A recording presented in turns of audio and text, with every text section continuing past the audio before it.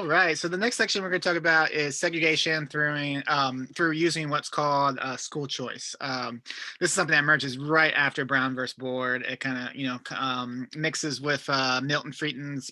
He's got this new neoliberal economic policies he's pushing, where he wants to privatize everything, including schools. So it kind of mixes with that. And creates these plans, a really powerful strategy, not just for the South, but throughout the country, a powerful strategy for white parents to continue, pushing segregation, but kind of framing it as a choice program, like, we just want our neighborhood schools, or we just want school choice, and it's important to understand this because this is still the same type of school systems that we're working with today. I mean, they have, changed somewhat, but and this isn't, give you a disclaimer. This isn't to say all charter schools are bad, all school choice plans are bad, all private schools are bad. There are circumstances and situations in school systems that where this actually works out better for everyone. But when you take a step back and look at school choice as a whole, what we find, through lots of studies, is that school choice plans continue to push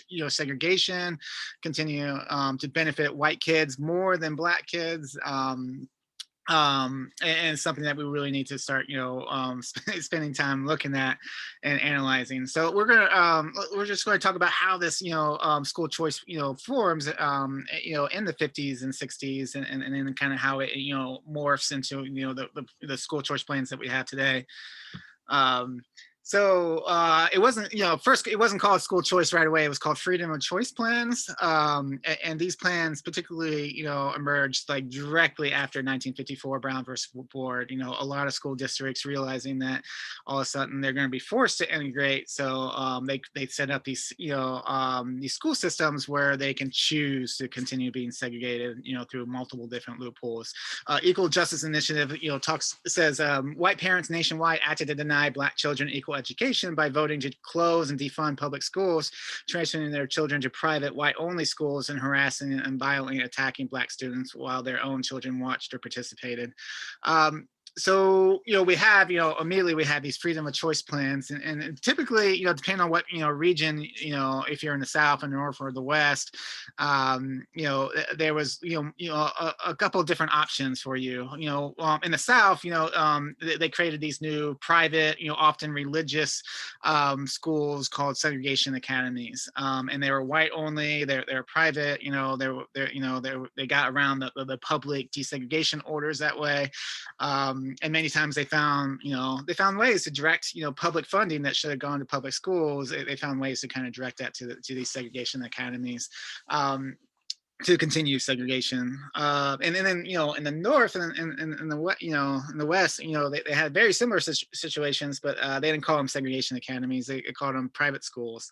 So we started seeing these private schools opening up, and they opened up with this, like, we just want to provide all these different options for parents, to make their best choice. But ultimately what they're doing is they're offering a way to continue white only schools, and a way to continue racial segregation, while still avoiding these federal desegregation orders for public schools. And a big component that allowed a lot of this to happen, that transferred an enormous amount of public funding that was reserved for public desegregated schools, and was able to transfer that funding to these private options, white only options, was what we call tuition grants, which today we call them vouchers. And that's essentially where there's each student in a school district gets a certain amount of public funds. So normally, they would just say, they would spend that at the local public school, for that student. But from this, but with these tuition grants, they created this option of where, kids can go to these private schools, these segregation academies, and they can actually take the funding that's reserved for them with them, in the form of tuition grants. and then what we're going to talk about the first district to start that in a second, and then kind of talk about how that's expanded to this nationwide voucher programs that's a decent amount of states have adopted. And then lastly, because court order, courts did step in and stop a lot of these things, a lot of these school choice plans in the 50s and 60s, and stopped some of these tuition grants and stuff. So even after a lot of this was stopped by courts, there was still always the option where of white flight, where white people could just especially they got all this federal housing association, all this funding for to relocate white people into white only suburbs. Billions of dollars were being poured into this during this time period, thanks to the New Deal policies. So it was really easy for white people who did not want to have their local neighborhood school all of a sudden have black people coming in and get desegregated. There was plenty of federal assistance for them, just that wasn't available for anyone else that not white, but was available for white people to simply move to a more white suburb that had all kinds of barriers for black people to move into, and then they can maintain their white segregated schools using what's called racial imbalance, which we talked about in the previous chapter, that there was a specific language in the 1964 Civil Rights Bill that said that everyone had to desegregate unless it was there was just a physical racial balance, unless physical communities were segregated, and then they couldn't use that as a desegregation orders as a tool to integrate residential segregation. So they basically, that was a huge loophole for the North and the West to continue segregation, by just saying, oh, well, that's just how these communities fell, when actually there was active, housing discrimination at the federal level to create segregated neighborhoods. So they were already set up, so it was easy for a lot of white parents to continue, maintaining white-only schools. So this really, segregation by choice, really laid the groundwork for a lot of the modern segregation that we're going to talk about later, from voucher programs to charter schools to private schools. And again, like I'm saying, like there are, good things about a lot of these as well. There are certain circumstances where these do work, somewhat, but overall these programs increase, racial segregation and racial inequities. So I'm going to read this Christopher Bonassia, wrote, meanwhile, in the less blatant attempt to avoid desegregation, state and local localities also enacted freedom of choice plans that typically allowed white students to transfer out of desegregated schools, but forced black students to clear numerous administration hurdles and not infrequently withstand harassment from teachers and students if they entered formerly all white schools. When some segregationists began to acknowledge that separate black and white schools were no longer viable legally, they sought other means to eliminate undesirables. Attorney David Mays, who advised high-ranking Virginian politicians on school strategy, reasoned Negroes could be let into white schools and then chased out by setting high academic standards that they could not maintain, by hazing if necessary, by economic pressures in some cases. So not only did they have these different schools, but they also had, even when the federal government came in and said, hey, your white only school has to open up to, it has to, we're going to talk about this. A lot of religious schools, in the 70s were ordered by courts to desegregate, or at least allow black kids into these schools, regardless, of their policies, or they were going to lose their tax exemption. And so they did, but they still maintained tons of barriers, where racist standardized testing barriers and economic barriers that still made it really hard to get into these white schools. And that's why, even though a lot of this stuff, there has been court cases that has, overturned a lot of these plans, we're still seeing a huge, private schools, religious, schools are still very white because of the barriers they have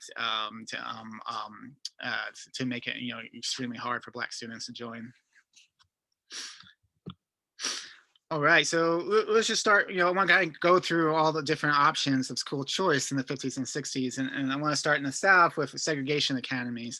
And this is really important to understand because this is really at the root of what we call the religious right. Where the religious right is essentially this conservative voting bloc that pours out millions of voters every election, and it's a very politically beneficial voting bloc. And we sell this very watered down narrative where it was like Roe versus Wade, where the Supreme Court case that legalized abortion in 1973, where that just enraged all these evangelicals and Catholics, and they just organized to overturn this. And I think that might be true for Catholics, but for evangelicals, that's definitely not true.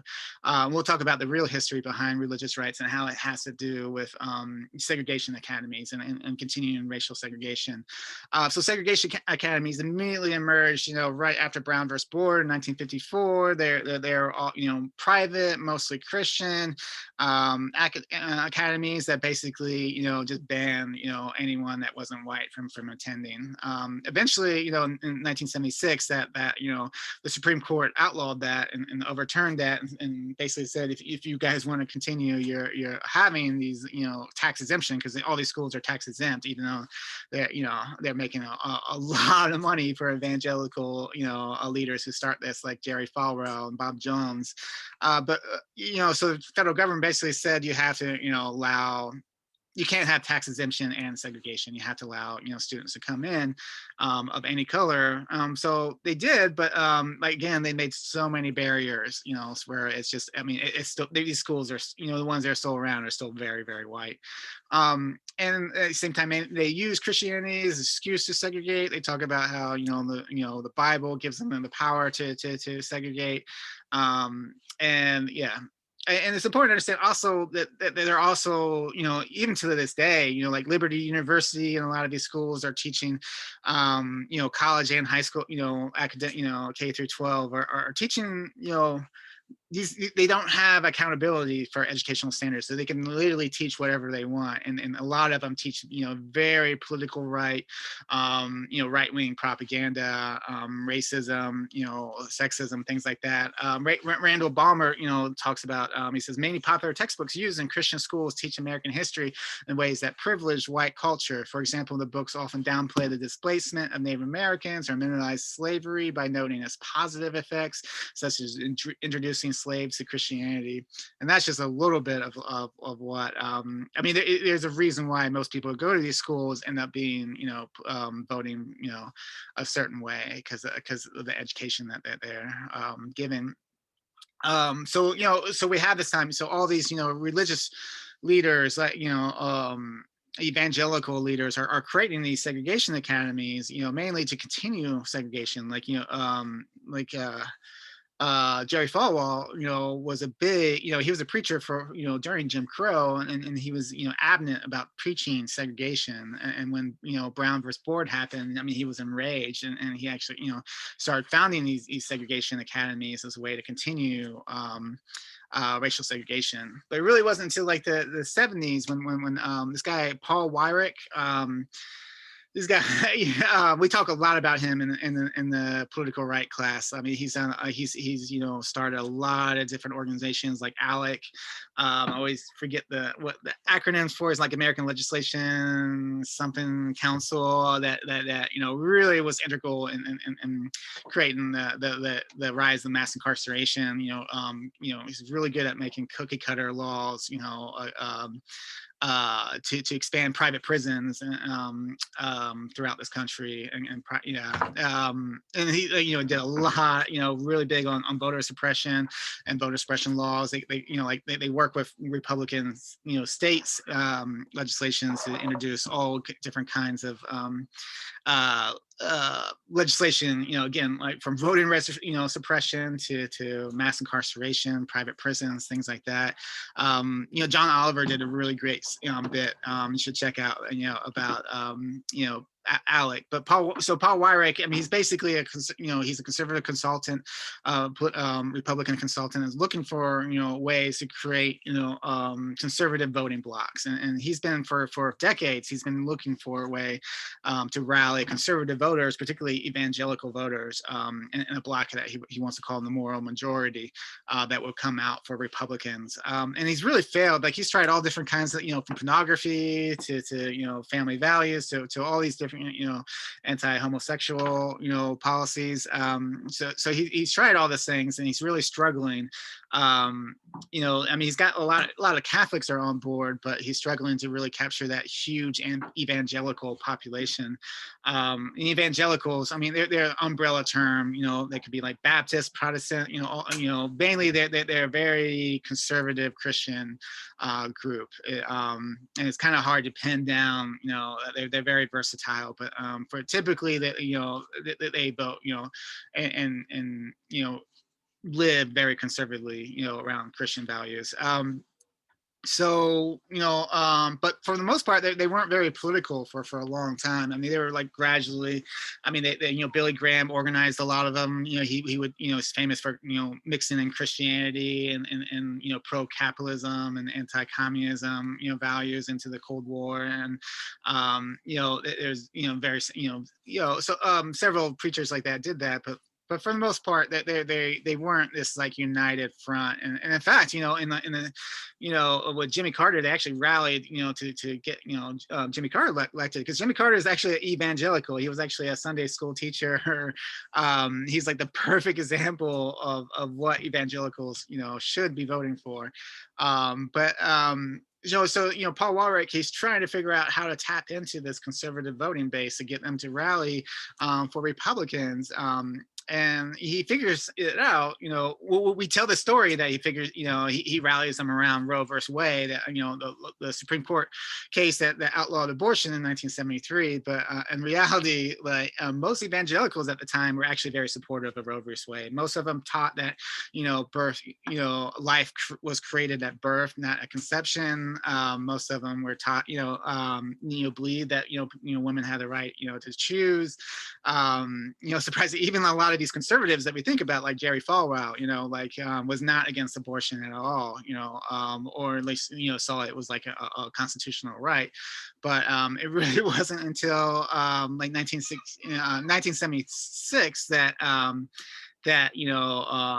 they start becoming more concerned about things like abortion. Yes, because 1971 there's a Supreme Court case that basically says that these segregation academies that these evangelical leaders are operating have to desegregate or they'll lose their tax exemption. And a lot of them were super defiant, like especially Bob Jones Academy. This one was just like, I don't care.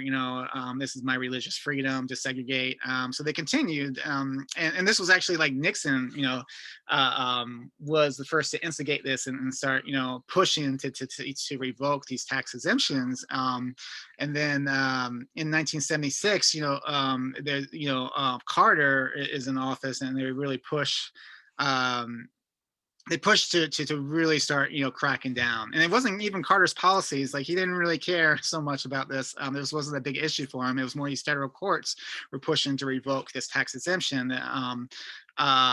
So, and then the first school that gets hit is the Bob Jones, University or Segregation Academy, and they lose their tax exemption. And that really scares a lot of these evangelical leaders, because they're, to be honest, they're making a lot of money, and they're making a lot of supporters, through these racially segregated academies that they're operating. So all of a sudden, they start meeting with Paul Weirich to like trying to figure out what to do. And Paul Weirich, kind of promises them, if you can get more Republicans elected, this is right before the 1978, midterm election. Like he's like, if you can get more of them elected, we could start, overturning this tax exemption. So they do that. They start, working with them. They choose, but they don't choose they don't tell their congregations that they're doing this for racial segregation. They're telling their congregation that this is more about religious freedoms, particularly, and then in particularly, anti-abortion. They start really hounding in on abortion, and this is at the time too that we start seeing abortion rates are starting to. They sell them like they're starting to increase, but in reality, they never really were. After Roe versus Wade, when they're legalized, we sell this myth that abortion rates, all of a sudden start increasing. They didn't increase. They just, the unrecorded illegal abortions, the back alley abortions, decreased, and those, became more, and we had more legal abortions. But on paper, it looked like, or at least it was easy to sell this idea that abortions were increasing because of Roe versus Wade, so that worried some conservatives, and like I said, Catholics have been anti-abortion from the get-go. So I mean, they were on board. So they're able to kind of use that, so they started this whole, all the preachers went out and started preaching all of a sudden against abortion, like hard. Jerry Falwell, for the first time gives his first abortion sermon in 1978. This is like 5 years after Roe versus Wade, after like numerous times he endorsed it, and other evangelicals endorsed that decision. All of a sudden they start preaching against it. They rally people to see it as this great evil, see this as a violation of religious liberty, and it works in the 1978 in November in the midterm election, and they win big. They elect a lot of pro-life Republicans who promised to enact anti-abortion policies. So from there they really consolidate their campaign, and they do a nationwide campaign for the 1980 election for Reagan, which is kind of insane when you take a step back, because Reagan had previously passed like the most liberal pro-abortion legislation ever when he was the governor of California. He was not evangelical, not religious, very pro-choice candidate, but he was trying to but at the same time, he was running against, Carter, who was, evangelical Sunday school teacher, who, he was against abortion. He wanted to reduce abortion, but not in drastic ways. And what they really wanted, like, evangelical leaders were rallying around the constitutional amendment to outlaw abortion. And Reagan, even though Reagan never specifically I'm aware of that promised this, he kept on insinuating that he would, and all the religious leaders were like, yeah, he's going to do this, but in reality, like, Reagan had promised the religious leaders that he would revoke the federal policies, exempting, removing their tax exemption. So he promised to bring back their tax exemption to their segregated schools. So they were just pumping, so much, rallying their people around that, but making it about, abortion, and making it about, suddenly abortion was evil in 1978. In 1977, it wasn't evil, but in 1978, it was suddenly evil. And and they were successful. I mean, there was a lot of reasons why Reagan won in 1980. It's hard to give one reason, but a big reason was, they rallied millions of evangelical and religious right voters. And like from there, they didn't stop, even though Reagan never delivered anything he promised. I mean, he briefly, gave back their tax exemption, but then there was another court case, and that got removed. He never even bothered doing the constitutional amendment. He just kind of used them. But at the same time, that momentum kept on going. So they, we still know this today. Still to this day, they're religious right, and they still, evangelicals, show up big time, voting, for conservative candidates. So that's really important to, kind of, understand that it was really more about, maintaining segregation than it was about abortion or anything like that. So I'm gonna read this quote by Randall Palmer. If you really want a really great article, The Real Origins of the Religious Right. There's also lots of videos, and there's a lot been written on this for the last couple of years. But it says, in decades following World War II, evangelicals, especially white evangelicals in the North, had drifted toward the Republican Party, inclined in that direction by general Cold War anxieties, vestigially suspicions of Catholicism, and well-known evangelical Billy Graham's very public friendship with Dwight Eisenhower and Richard Nixon. Despite these predilections, though, evangelicals had largely stayed out of the political arena, at least in an organized way. If he could change that, Paul Weirich reasoned their numbers would constitute a formidable voting bloc, one that could easily marshal behind conservative causes. Although abortion had emerged as the rallying cry by 1980, the real roots of religious right lie not in the defense of the fetus, but in the defense of racial segregation. All right, sorry, that was a long-winded explanation. So I want to talk about Jerry Falwell too. Even though we know him as his religious right leader, really, I mean, we should also know him as a very pro-segregationist preacher. He was, ever since this, he first started, preaching back in, I believe, the '60s. I mean, he was very pro-segregationist. Really sold that pro-slavery, evangelical religion that was created during colonialism and slavery times. So he would say things like, this is what he thought about the 1954 Brown versus Board. The true Negro does not want integration. He realizes his potential is far better among his own race. Integration will destroy our race eventually. So he keeps on pushing that white purity as well, of like, this is going to be the destruction of our races, of the white race, of civilization. He was very anti-civil rights for Black people. He publicly denounced the 1964 Civil Rights Act. He was enlisted by Edgar Hoover to spread propaganda against Dr. King. I mean, he wrote, I question the sincerity and intentions of the civil rights leaders such as Dr. Martin Luther King Jr., Mr. James Farmer, and others who are known to have left-wing associations. It is very obvious that the communists, as they do in all parts of the world, are taking advantage of a tense situation in our land and exploiting every incident and to bring about violence and bloodshed. So again, I mean, we talked about this, we start seeing this emergence, especially with Billy Graham and all these evangelical leaders start merging this idea of Christianity also being pro-capitalism and anti-communism and civil rights activists that were all communist agitators and that were trying to destroy America and freedom and things like that. So we start seeing all this these false narratives kind of mixed together as well.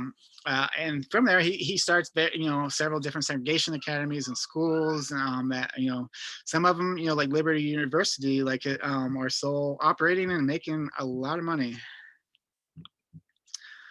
All right, so let's move beyond segregation academies and let's talk about tuition grants. So that was really created in the late 1950s in Prince Edward County in Virginia. So they went like the all-in extreme segregation route. So their school district was ordered by the federal government to desegregate, and what they chose to do is completely close down all their public schools for like 5 years. They just completely, I mean, could you imagine a school district just being like, we're closing all our schools down, no plan for these kids. But in reality, I mean, they worked with a lot of private schools, segregation academies and private schools and religious schools. And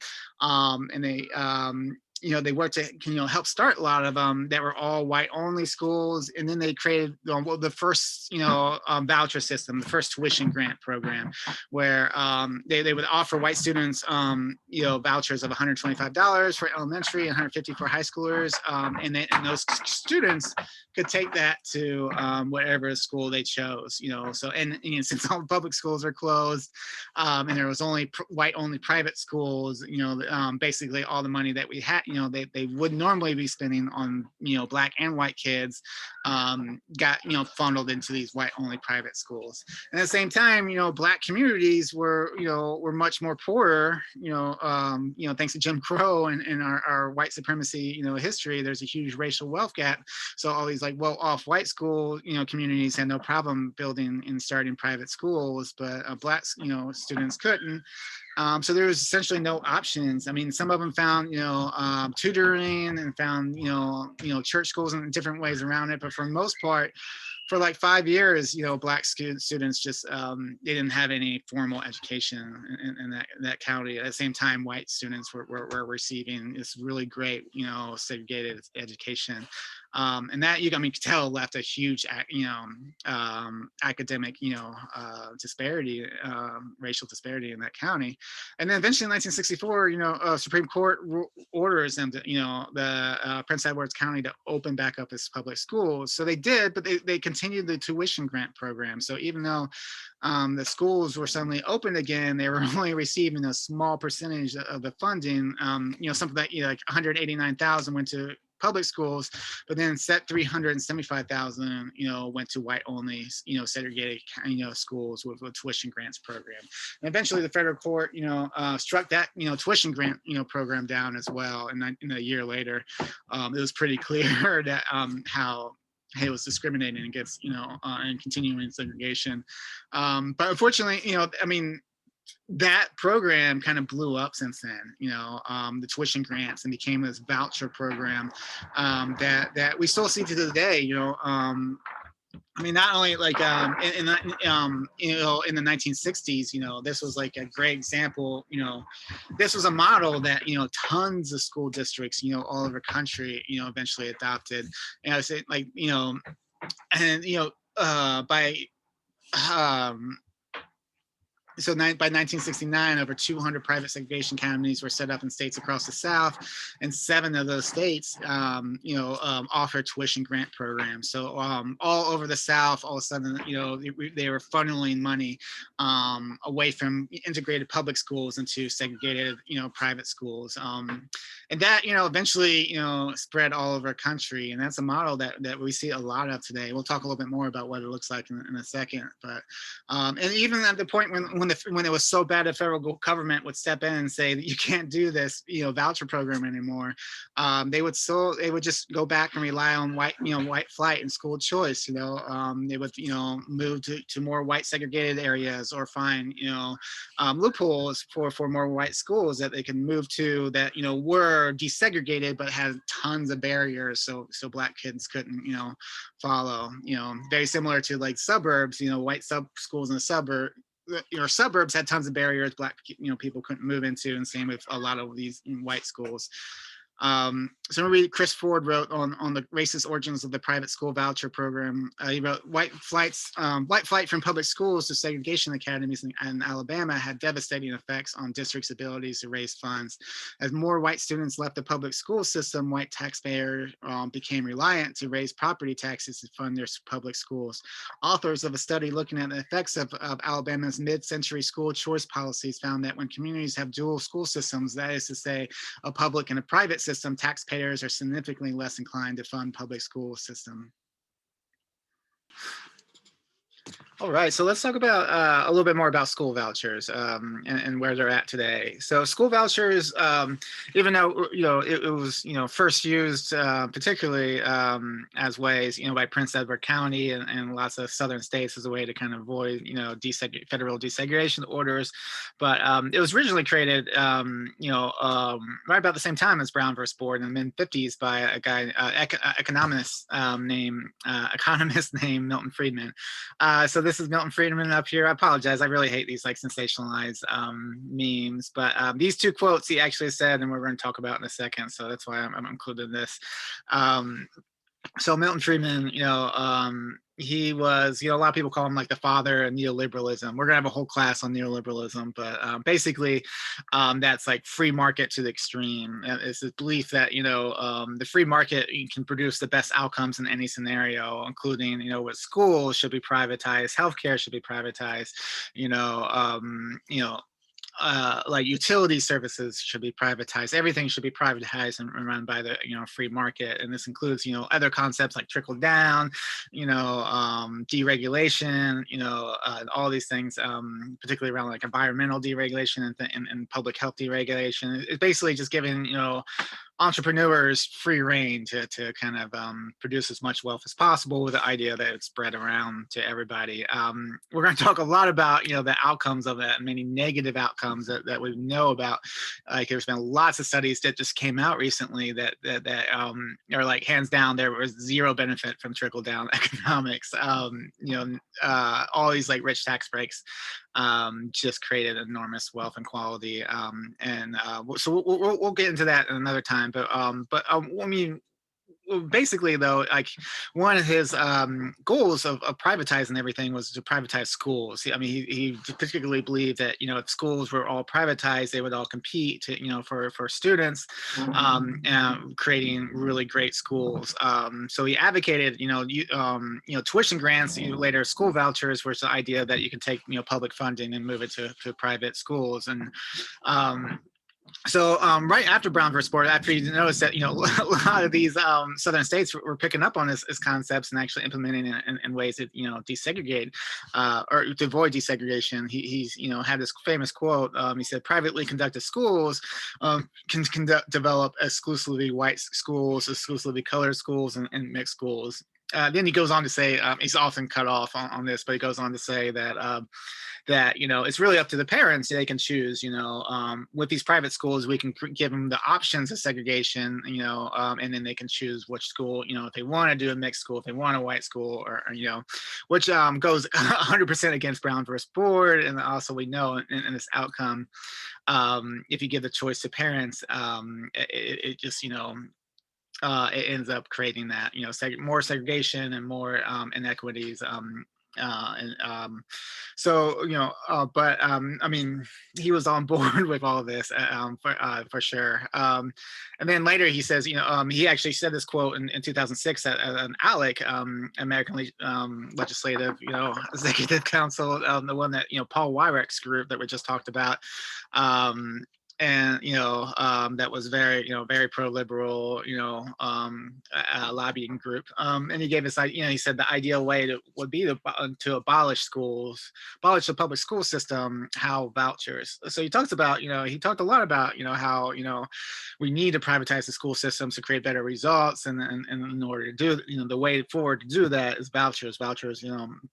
And a lot of people are pretty open. A lot of people, you know, try to hide the fact, but a lot of people are pretty open about the fact that vouchers, you know, gives a chance to really, you know, privatize schools and really, you know, abolish, you know, public school systems. But not everyone who's pro vouchers, you know, believe that as well, you know. But that is, you know, some people do for sure. So I'm gonna read this. From Julian Basquel Hellig. He wrote The Racist Origins of Charter Schools. He says, another early advocate of school choice and voucher programs was University of Chicago economist Milton Friedman, infamous for his extreme libertarian economic principles and support of the murderous Pinochet dictatorship in Chile.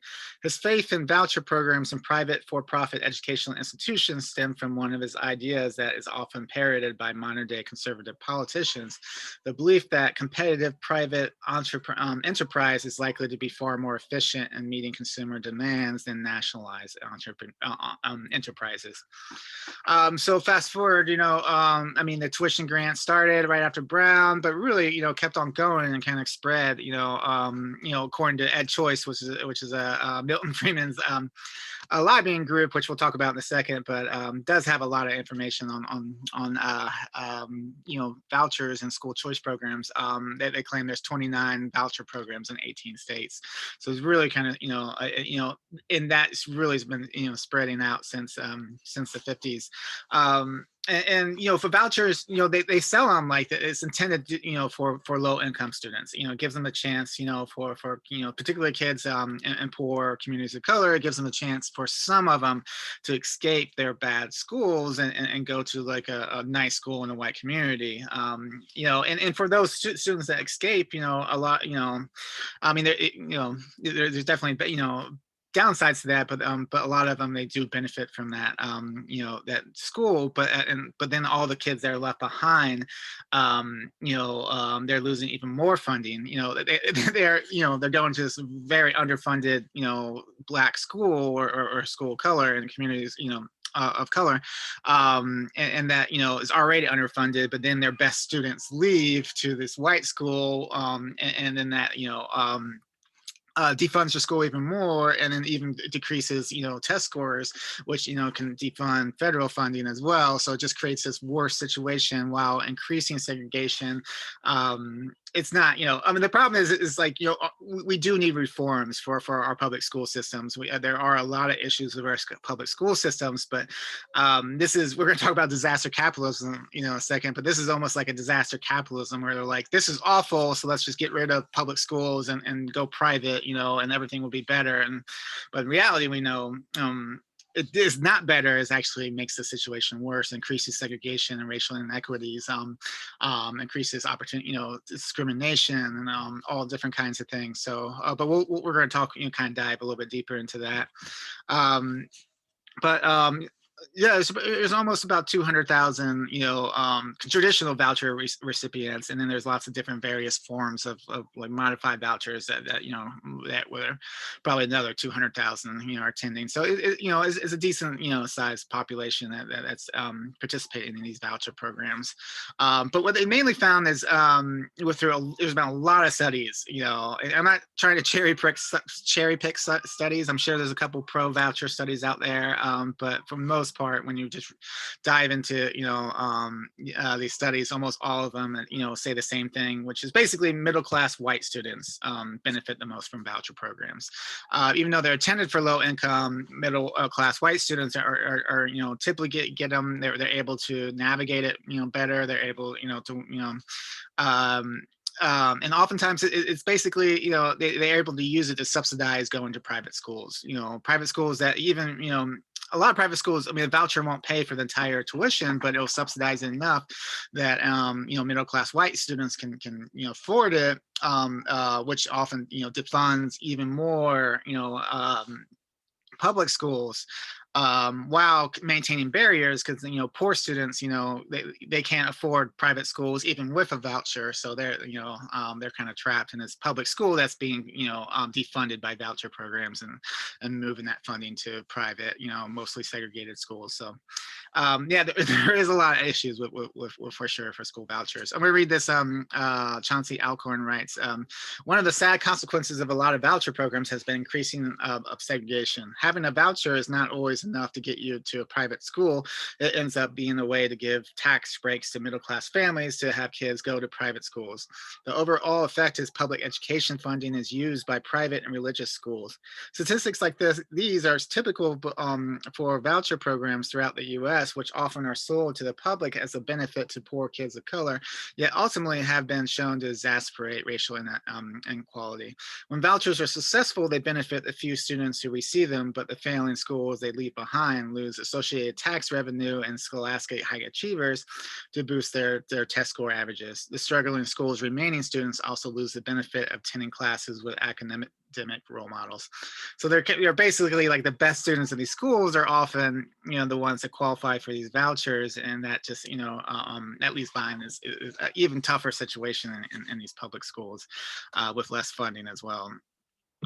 I want to read this. Julian Vasquez Helig wrote in The Racist Origins of Charter Schools. He wrote this. I want to read, quote, conventional voucher policies exist in 16 states. This was written a couple of years ago. It's 18 according to EdChoice. Taxpayers in those states help pay private school tuition for about 175,000 students each year. Education savings accounts that let states circumnavigate constitutional language against public funding for private and religious organizations are used in 17 states and generate another 250,000 vouchers annually. The political argument that market-based school choice is the answer for long-standing inequalities in the American education system is at odds with the positions of most national civil rights organizations. The NAACP and Urban League agree that vouchers, in the words of Civil Rights Leadership Conference report, siphon away all too limited public education funds and fail to provide protection from discrimination and segregation. In fact, there is little evidence that vouchers have a positive effect on student performance. Martin Carnoy of Stanford University, professor of economics and education, concluded in the recent Economic Policy Institute report that the predominance of peer review research over 25 years show vouchers don't improve student success. Yeah, vouchers are supported by well-heeled conservative philanthropists and conservatives, including the Koch brothers, American Legislation Executive Council, Paul Weirich's group, Walton Foundation, and Heritage Foundation. That's because vouchers purposely transfer the responsibility for educating students and the funding that comes with it away from a traditional democratically controlled public school system. And the vouchers gives private schools greater control over the student population through such practices as creaming and cropping. Creaming occurs when private schools choose to enroll only the best and least costly students. Cropping is when they deny most costly students who are just disabled, poor, or language learners. Private choice schools can legally prevent them from enrolling.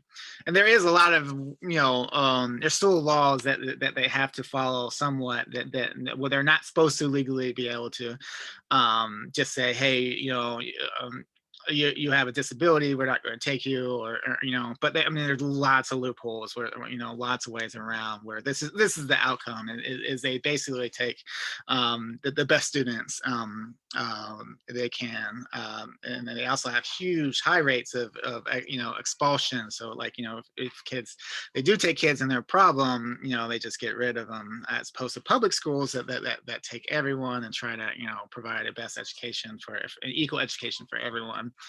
Um, I want to talk about a couple of case studies. I want to read this additional thing from Chris Ford, who wrote The Racist Origin of Private School Vouchers. Today, voucher programs vary greatly in design and eligibility criteria. Almost all prioritize access for low-income students through though some are eligible to all students regardless of their financial means. And even contemporary race-neutral voucher programs can have the effect of exacerbating racial and social economic segregation. A recent analysis by the Century Foundation demonstrated that voucher programs tend to benefit the most advantaged students eligible for the programs. Widespread enactment of private school choice in other nations such as Sweden and Chile has led to increasingly economically segregated schools. So there's a whole bunch of case studies right now from different voucher programs. Like for Ohio, there's one for Indiana. Columbus Dispatch did the one for Ohio. NPR did the one for Indiana. And there's a lot of studies right now about this, and they all basically, at least every study I found, basically say the same thing, that white middle class students are benefiting the most, they're participating the most, and poor students of color are not getting that benefit as much, or if they do, then a few students benefit, but then it's making it worse for the rest of the people living in that community and going to the community poor community school. But you can see even like Indiana has like supposedly the largest school voucher program in this country, and 60% of voucher recipients come from white families, as opposed to only 12% are Black students. And so we see that, for most of these across the board. And then when we look at other countries that have implemented nationwide voucher programs, like Chile and Sweden, we see not so much this racial component, but we see this class component. Essentially in Chile, they launched their a nationwide school voucher program in early 1980s, and there's been a lot of studies since then, over the last couple of decades, and they all basically, all the ones I found basically say the same thing, which is they basically created this this class tier education system, this 3-class tier, where public, they had the first tier was mainly for poor kids, that were forced to go to public schools that were even more defunded, and then they had middle class kids that use vouchers to subsidize their private schools. But even though there was it didn't pay for the whole tuition, but it made it so they could go, kids that normally couldn't afford the whole tuition were able to pay half of the tuition or whatever. So there was a growing middle class group of kids that were being subsidized to go to private schools, and then there was a really expensive private schools that didn't take vouchers, and that was where the wealthiest kids went. So they created this 3-tier system, but the problem is you're all where the public funding should have been at the first tier. It should have been invested in the public schools, but instead it's been spread. A lot of it's being captured in private schools. In the second tier, that's only catering to middle class students. So we see this social economic stratification happening in education systems, and overall, there's really was no significant impact on student achievement. Now that's the problem with these school choice. You can always cherry pick certain schools, certain charter schools, private schools, that are doing well. There is a lot of success stories, but when you look at it overall, they're not doing as well as public schools. At least all the studies I've seen haven't really compared to public schools. So Chris Ford about, he said, a voucher schemes such as those backed by President Trump and Secretary DeVos, or former President Trump and former Secretary DeVos, are fundamentally positioned to funnel taxpayer dollars into private schools while draining much needed resources from public schools and the vulnerable students who attend them. Policymakers must consider the origins of vouchers and their impact on segregation and support for public education. No matter how well-intentioned, widespread voucher programs risk exacerbating segregation in schools and leaving the most vulnerable students in public schools they attend. So I put this up. If you're ever researching, school choice programs, this is going to come up in the top of your Google Ed Choice. And Ed Choice is essentially a lobby group that was started by Milton Friedman and his wife back in 1996 to push, to ensure all children in our school have or in this country has some kind of school choice program. And they really, a lot of their lobbying and partnering with other organizations and other advocates like Betsy Devos, they're really integral at pushing a lot of these, in starting a lot of these school choice programs throughout the state. So when you do see this, just know, it's there's a lot of good, just like objective data, but also know that this is a Milton Friedman neoliberal lobbyist group. I'll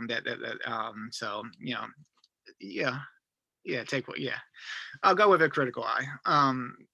But I did find a lot of they're good for finding a lot of just objective data on school choice.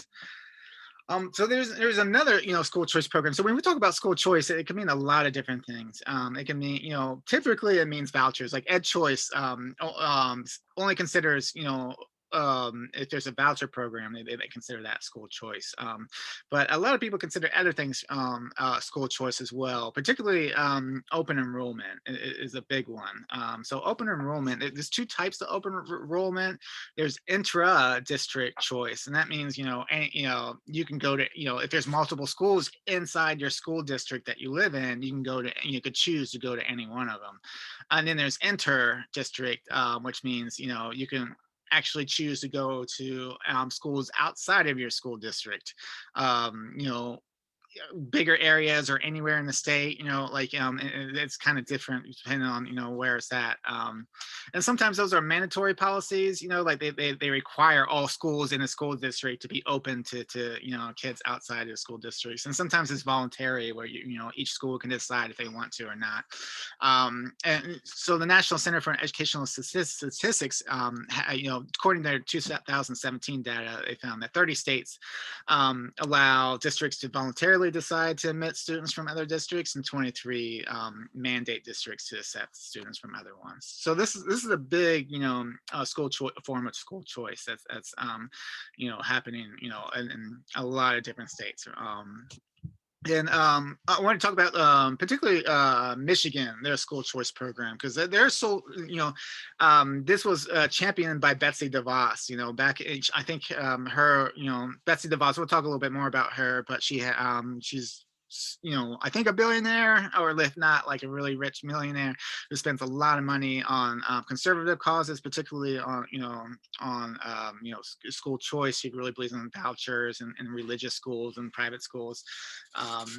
And she helped initiate, she got Detroit to open up the charter schools. She helped write the legislation and helped get that passed. That but she also in I think 1993 she pushed through the Michigan charter program that allowed for school choice, and then she tried in later on, I think it was like 2000, she tried a decade later to push through voucher program, but that actually did not pass. So but she did get a school choice program of open enrollment, of interdistrict, which basically means in entire Michigan state, I think it's like 90% of the schools are participating. Majority of the schools, you can go to any school basically. I don't know if there's limitations on how far, but and within reason, you can go to any school in that district. It's an interdistrict open enrollment. And at the same time, they have Michigan has the largest charter school network in the country.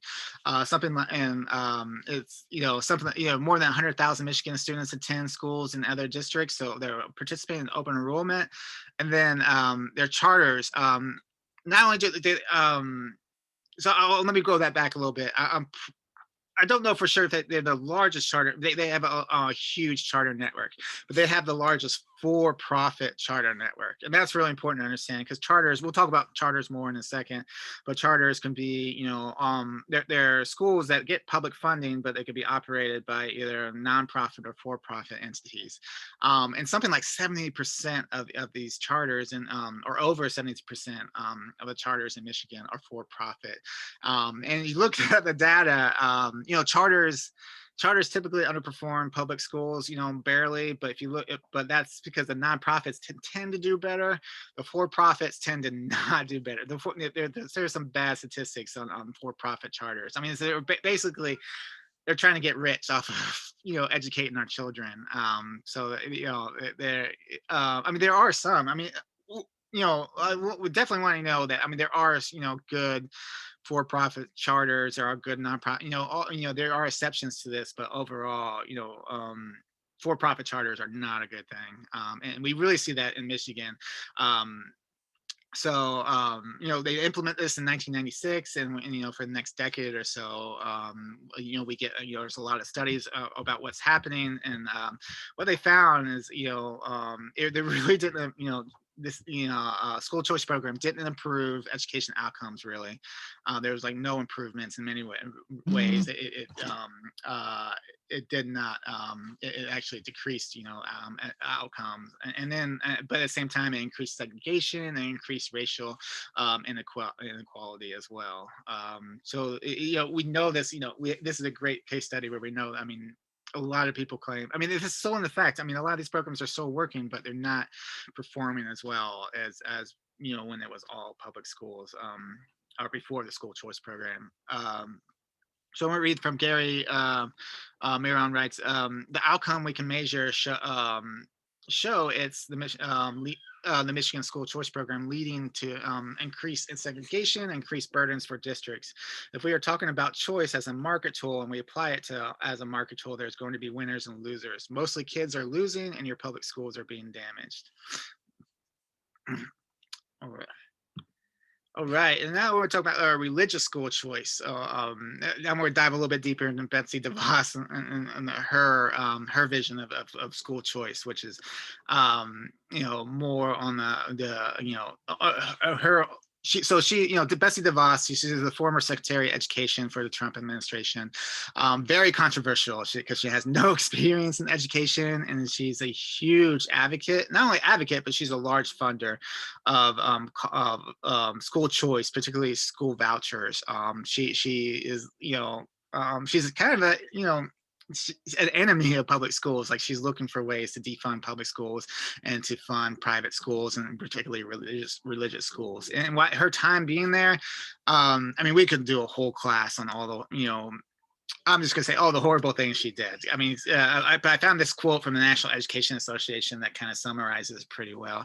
As President Donald Trump's Secretary of Education, Betsy Devos had made it her mission to dismantle public education. She promotes the privatization of public schools through vouchers, continually calls for deep cuts in federal funding, rolls back protections for vulnerable children, and completely disregards their safety and the safety of educators during a global pandemic. So she was one of those who's like, during COVID, when she was kept on pushing to reopen schools without actually creating a plan or finding additional funding.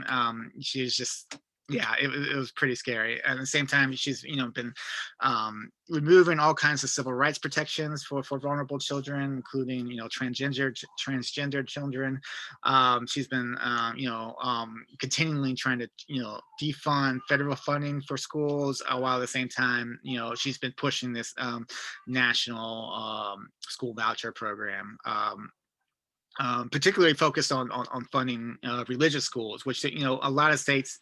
We'll talk about before June 2020. It was illegal for public funding, or at least there was laws that prevented public funding from going to religious states. That's not the case anymore.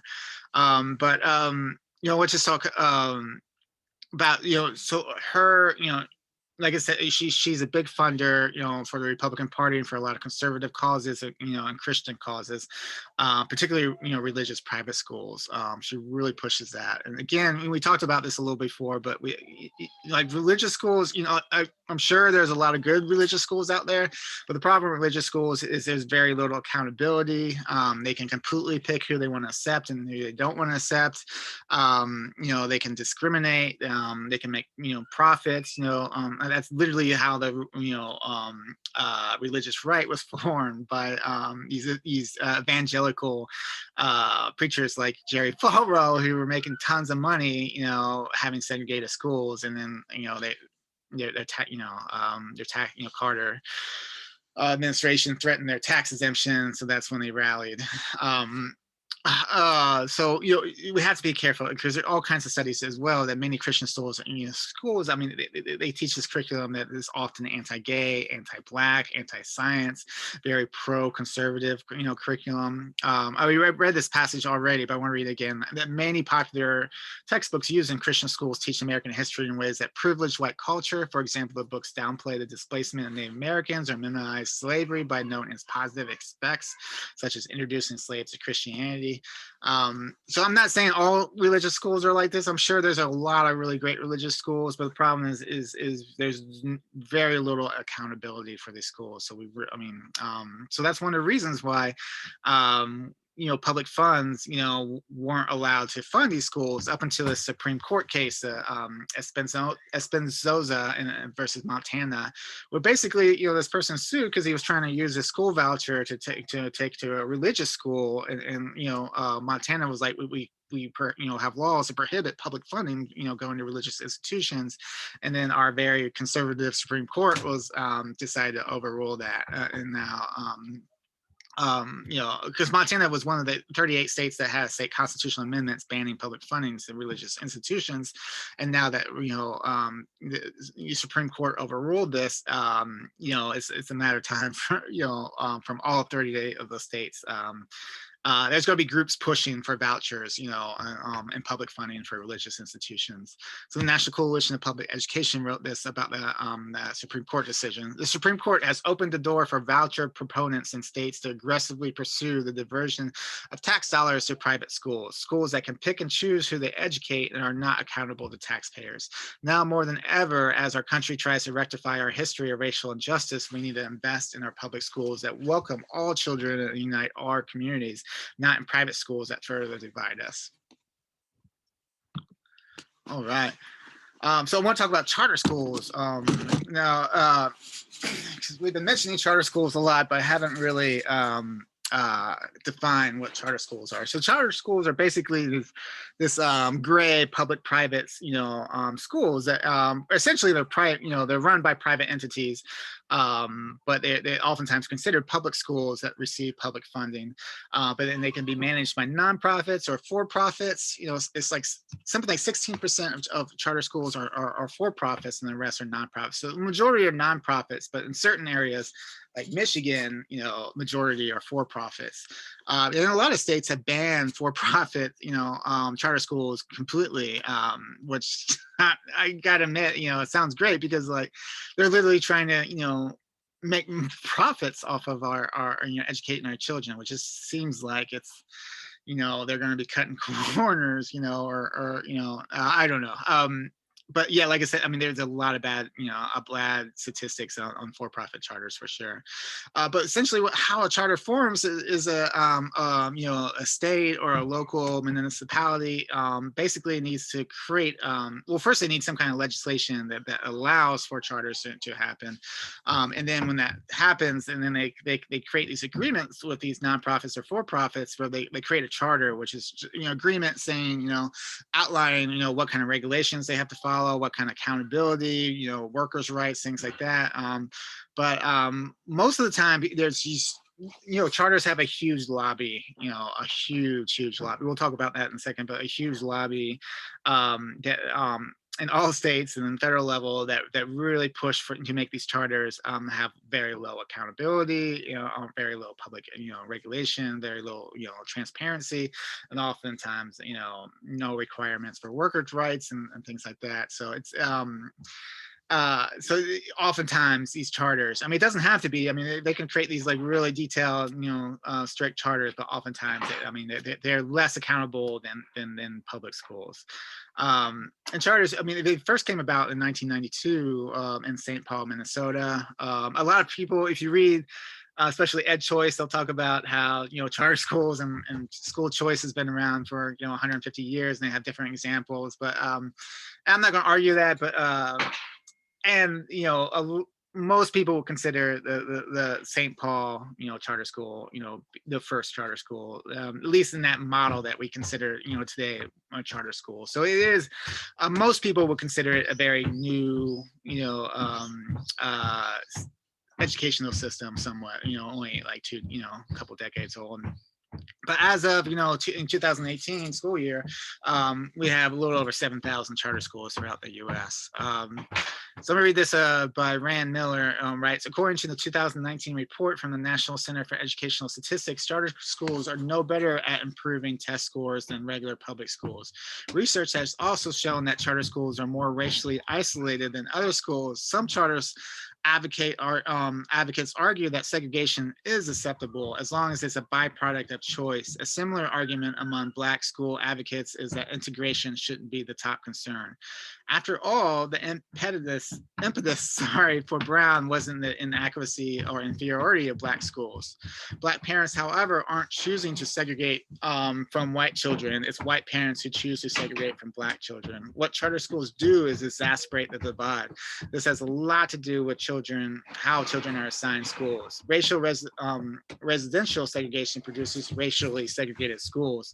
Black pro-charter advocates are correct when they say a child's zip code should determine the education they receive, but they're wrong in thinking that charters are the answer to racial segregation schools. So that brings up a couple of things I want to talk about. One is there are a lot of really great charters out there. This is I pulled this from the KIP. KIP is this nonprofit charter school. I believe they operate in other places, but we have a couple in DC. And I mean, if you look at it, I mean, so this is based on 2018 data. Public schools slightly outperform private schools or charter schools, but if you look at certain schools like KIP, they do way better than public schools. So that creates this question of like, is it a good thing to put to build a really nice school, a nonprofit charter school that's going, is well funded and is going to and do well. So a lot of people in these poor communities of color are like, yes, like build those schools into these communities, because there's not much choice for them. Their public schools are part of are very racially segregated and are not funded and not treated as well as these white schools, and only through voucher programs and school choice, only a small amount of students from these communities of color can actually escape and go to these white well-funded schools.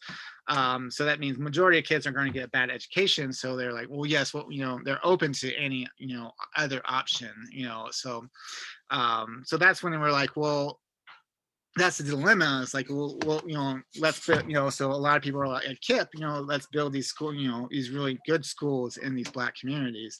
And I'm for that, like, yeah, definitely let's build that, and at the same time, I think we need to realize that that really isn't getting, that's not going to be the ultimate solution. And it's actually, if you look at Brown versus Board, Brown versus Board, ruled that, separate but equal is unconstitutional. So if they ruled that, if you have separate schools, and one for white, one for black communities, and you fund them completely, the same, and treat them completely the same, that's still unconstitutional, because even, in our society, there are going to be ways where the white school is going to benefit the students, much better than the black school. And that's if, in this hypothetical scenario that they're equally treated well, treated equally, which is never the case. Nicole Hannah-Jones, on her speeches says, like, I have never found, a decade of research, I've never found a school district where a black school was treated, equally or better than a white school. It's just like, that's how it rolls. So in this country.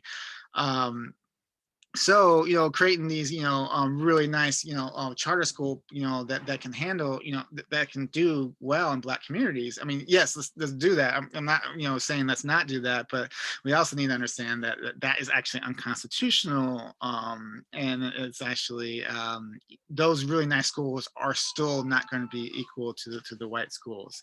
And that's where the only real solution that's been proven to work and proven to be equal is integration. So we could do this. We could build these schools. We could build more KIPs, but at the same time, we need to be working on actually integrating these schools so all students can achieve an equal education. But that's that dilemma. Is like I could totally understand if I'm in this poor community and I'm not getting a decent education.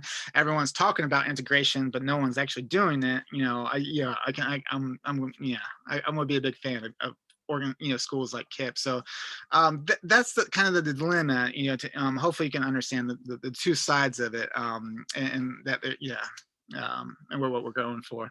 So Education Next, describes, he says, charter advocates argue that decoupling school assignments from already intensely segregated residential neighborhoods should lead to more integrated schools. Charter critics, however, allege that these public schools of choice are instead driving resegregation. They worry that if socially economically advantaged families take advantage of school choice opportunities and leave the most disadvantaged students behind, the worst schools, choice could exacerbate segregation. So this is not like a clear-cut black and white situation. I mean, this is definitely a complicated situation, but we need to understand what are band-aids versus what is going to fix the entire school system. And that's a lot of ways, how we look at this is a lot of times we're like, where school choice gets most of their support is because there's a lot of issues in public schools. No one's denying that, public schools need to be better funded. They need a lot more reform. In certain cases, they need more accountability. There's definitely some, they need to be integrated. But at the same time, it's like they almost use that as a form of disaster capitalism, saying that our school systems are so bad that let's just scrap it all and privatize it because that would be good. And that's very similar to disaster capitalism. And the problem is that we know private schools don't outperform public schools. We need to do something, but it's not privatize things. But that brings me to like disaster capitalism. It's important to understand because it's oftentimes charter schools are their windows of opportunity happen in disaster capitalism. So disaster capitalism is I'm gonna read this definition from dictionary.com. The practice by government, regime, etc., of taking advantage of major disaster to adopt liberal economic policies that the population would be less likely to accept under normal circumstances. So, this happens all over the world. With Iraq war, there was Halliburton, all these American companies that came in to kind of like dominate and privatize, oil and different resources in Iraq. That was disaster capitalism. Puerto Rico, when they got hit by that bad storm recently, there's all this funding to rebuild, but then there's always private companies coming in trying to grab that funding and rebuild it for the wealthy, and while excluding the poor and making things unsustainable. But probably one of the biggest examples is New Orleans when Hurricane Katrina in 2005 hit.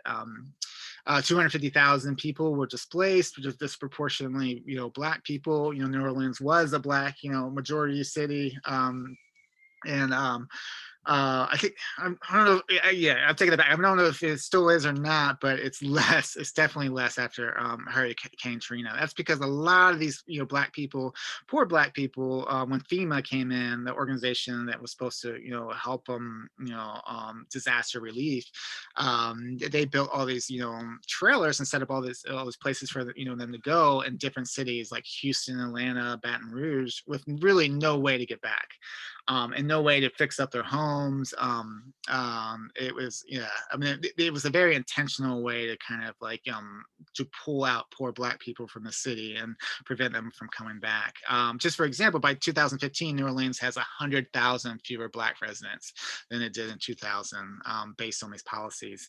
And it really, a lot, there's all this money to rebuild Katrina, but a lot of like, developers, got that money and built, built a lot of, housing and things for more wealthier white residents who, a lot of the poor Black people that, got displaced, couldn't afford to come back. But at the same time, there was this movement to privatize the New Orleans school system, which was majority public education system. And we have to understand the local New Orleans school board, it was elected by a majority Black, population that really valued, community, public education, valued, a lot of things that came with it. But then the Louisiana state legislator and state school board decided, which is, voted by white majority, and majority people were white, and they decided to declare emergency, get rid of the local school board, the Black school board, and then essentially they privatized the vast majority of these schools and privatized them into private charter schools. So they used to be public schools, and then they just opened it up for private, a lot of for-profit schools to come in, and they just dominated it. They got rid of, they dismantled teacher unions, rehired, fired tons of employees, and then rehired low wage, low benefit contract workers. It was just, it was a neoliberal takeover. It was basically a way to kind of squeeze a lot of money out of the school system.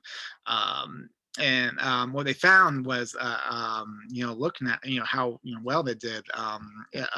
School achievement was way down, including civil rights abuses, discriminatory enrollments, discriminatory discipline policies. It was just a lot of bad things happened from this experience.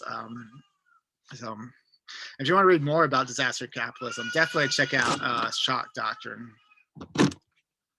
Naomi Klein, writes has all kinds. There's documentaries and stuff, for sure. And we're gonna have a whole class on our neocolonial, neoliberal class. We're gonna talk a lot about that, more about disaster capitalism. So I want to talk about DC charter schools, because this is a really unique situation, but also very similar to how charter advocates or school choice advocates kind of dominate school systems or take over. A lot of it is because they have really strong advocates and really strong funders. So DC schools, before 1995 were all public, or private, but it wasn't, there wasn't a choice to it. And then Congress, because DC is not a state, Congress can oftentimes pass legislation, dominating us, or can add things to our legislation that we need to get approval from Congress. So in 1995, they passed the School Reform Act, which basically mandated that the District of Columbia adopt charter schools. There was no one in our government, including Eleanor Roosevelt, Holmes Norton, who was our non-voting congressional delegate, that wanted this. This was, basically, there was a huge pro-charter government Congress with advocates that decided that that DC should have charter schools. So they created.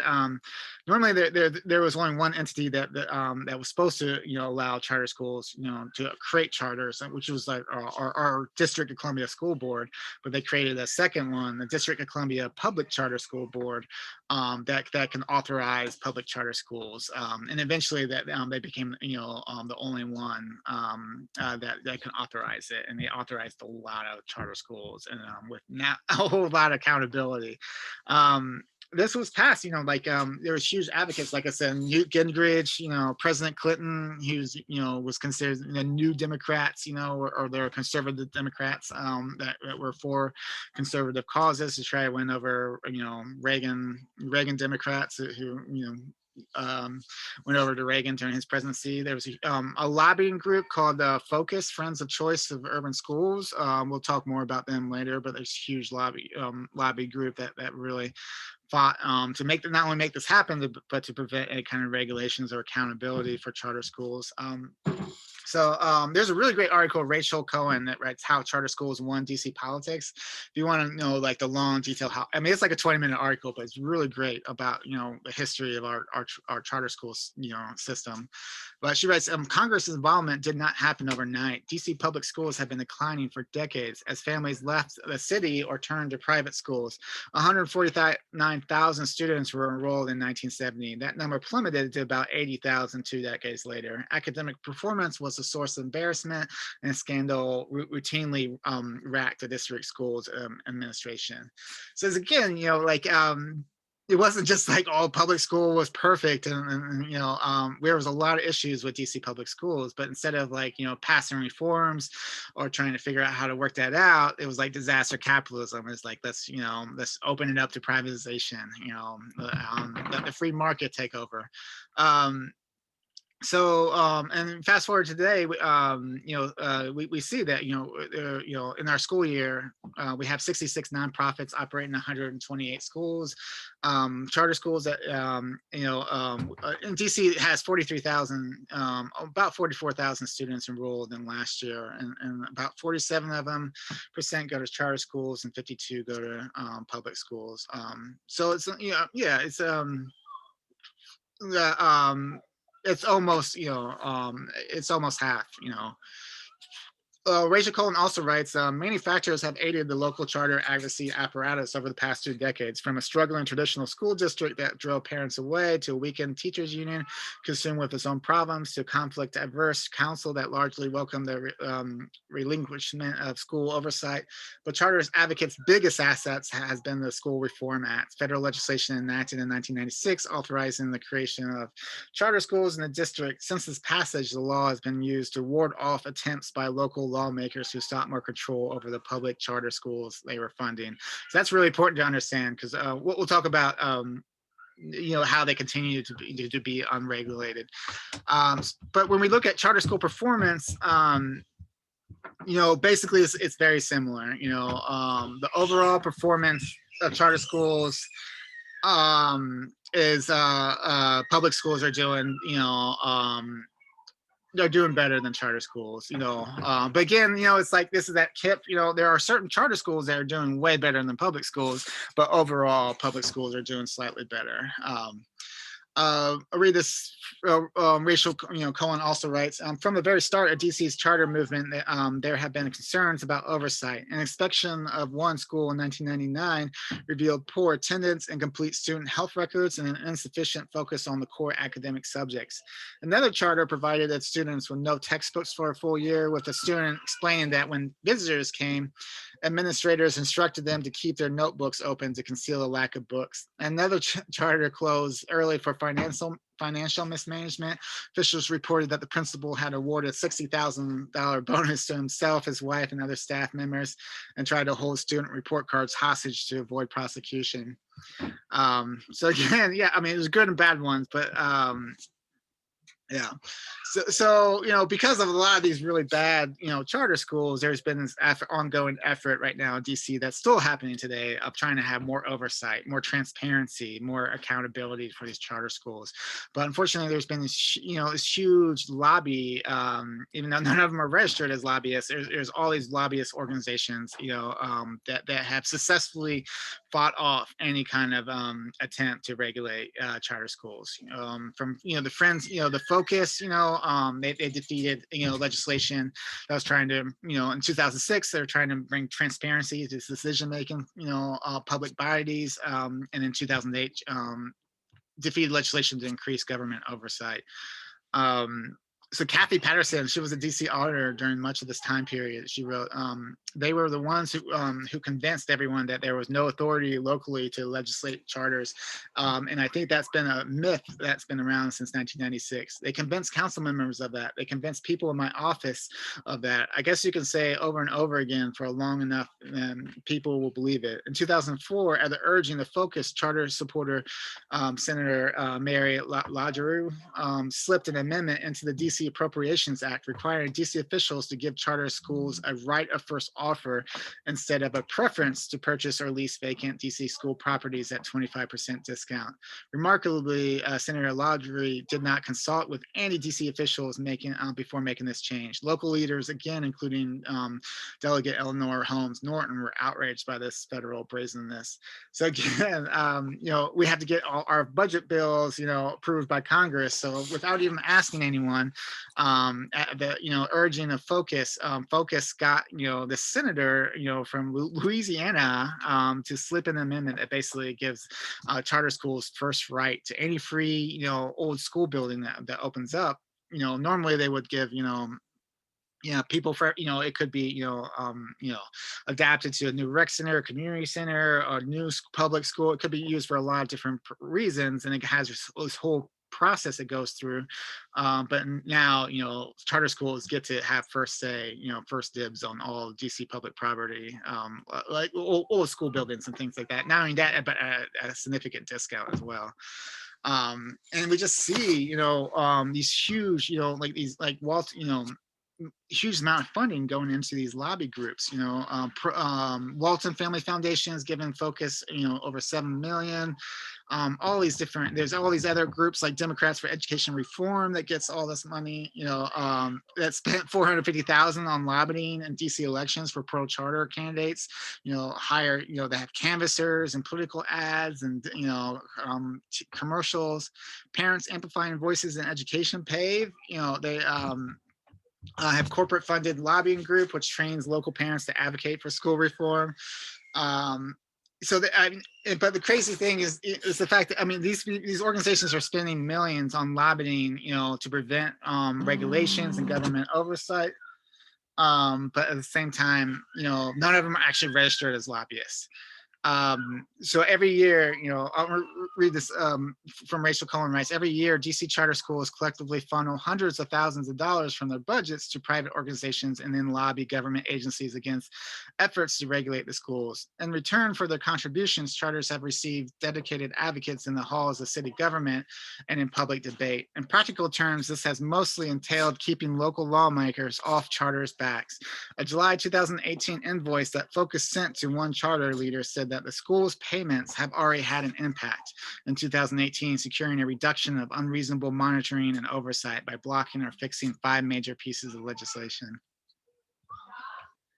All right, so the next slide I want to talk about is what we call the charter to prison pipeline, which is something Alexandria Millett, wrote this really great article about the charter prison pipeline, which kind of plays off of the concept of a school to prison pipeline, where the school to prison pipeline is this kind of this analysis and this realization of this reality that we live in, where we treat Black students, particularly even more Black female students, but Black students in general, we treat them much harsher than white students for the same, actions and for the same things that, they do.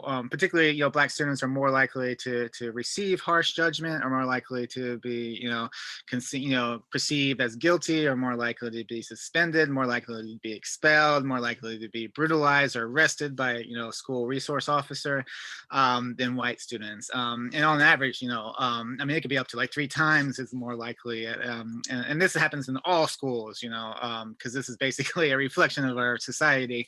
And we have this Black criminality myth that's been internalized with a lot of teachers. And majority of teachers are white, and majority of teachers do not, aren't working towards, learning about their internalizations and dealing with, racial justice issues. But at the same time, there's a thing called adultification. We talk a lot about this in previous classes, where we treat Black kids, particularly Black girls, as we're more likely to treat them as adults. Which means we're more likely to have less leniency and more likely to punish them harsher than, let's say, a white kid for doing this, the same infractions. So that's the school to prison pipeline. And then the reason why I call it pipeline is because once you get suspended, or once you get expelled or arrested, you get caught up in the system that basically is very hard to escape. So it's almost like a pipeline that's going, and with a very high percentage, once you're in it, you're very likely to spend a decent amount of your life in prison. So that's the school to prison pipeline. But then when we, Alexandria Millett, wrote this article, The Charter Prison Pipeline, where she talks about how this is even worse at charter schools. The way that charter schools treat, particularly Black students and also students with disabilities, is even worse. And they found that she bases a lot of this off of this 2016 Center for Civil Rights Remedy study that found that, majority of charter schools, mainly because, a lot of times they don't have, the accountability and transparency and oversight that normal public schools do. And they also don't have the expectations and mandates of normal public schools. Normal public schools are expected to teach every student, equally, and give everyone a chance. That doesn't happen all the times, but that's the expectation and the attempt. Charter schools, they can basically, there's a lot of ways where they can just pick and choose which students they want. So that way they see these really high expulsion levels at charter schools, because if they're having trouble with a student, they're just going to expel them and get rid of them, rather than try to figure out how to educate them and provide the right services for them. And that's much more likely to happen than at a public school, and to the point that some of these schools that in this study have a 70% suspension rates.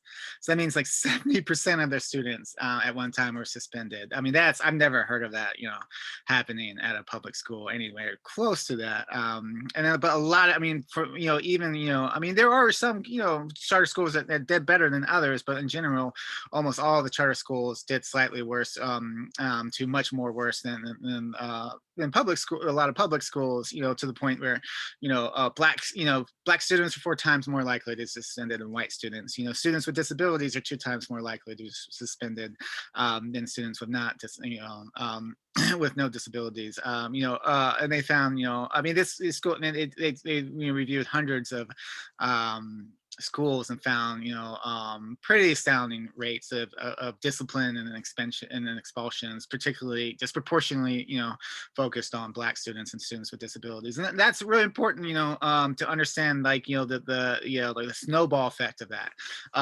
Laura Cameron writes why this is important is, she says, it's been well documented that frequent use of suspensions, among many other things, contributes to chronic absenteeism, is correlated with lower achievement, and predicts lower graduation rates, heightened risk for grade retention, and delinquent behavior that often leads to juvenile justice system.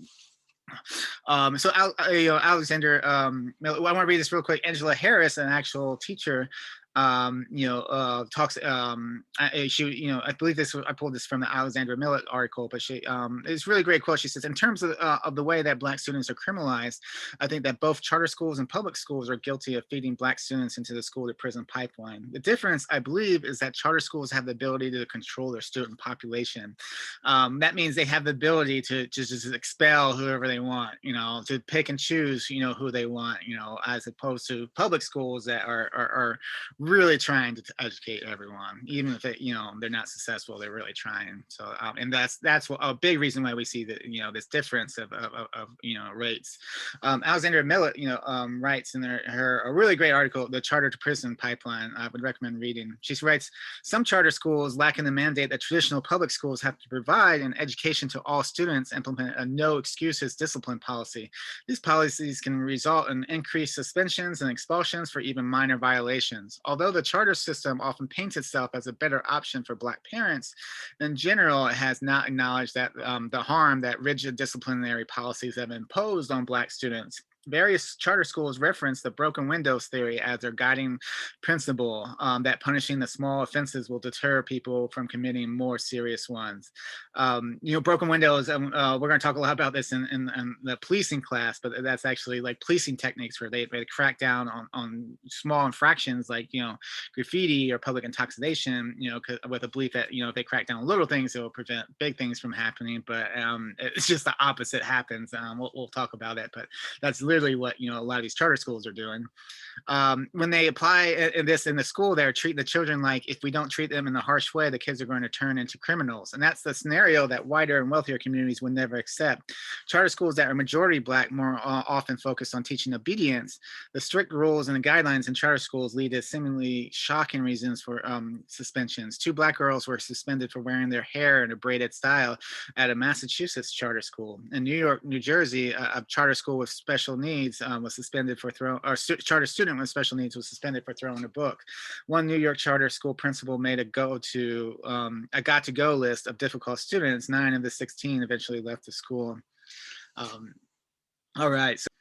So we spent this last section talking about all the ways that all the different school choices that there is, and how majority of them often perpetuate segregation and perpetuate racial injustice, even though they're presented to kind of help it. And but we want to talk about outside choices. Also, I want to talk about a very specific technique that was also developed right after Brown versus Board.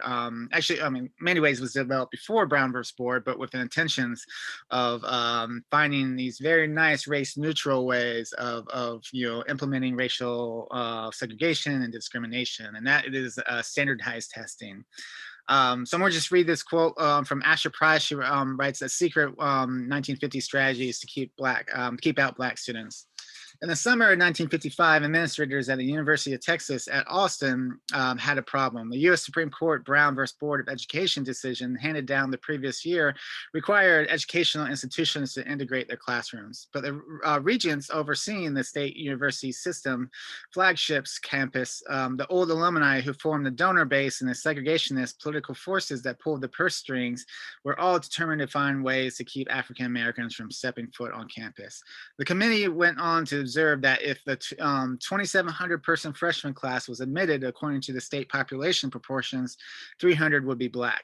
And it noted that white UT, University of Texas freshmen had significantly higher aptitude test scores than incoming freshmen at 3 Texas Black colleges. A standardized test cutoff point of 72 would eliminate about 10% of UT freshmen, about 74% of Negroes.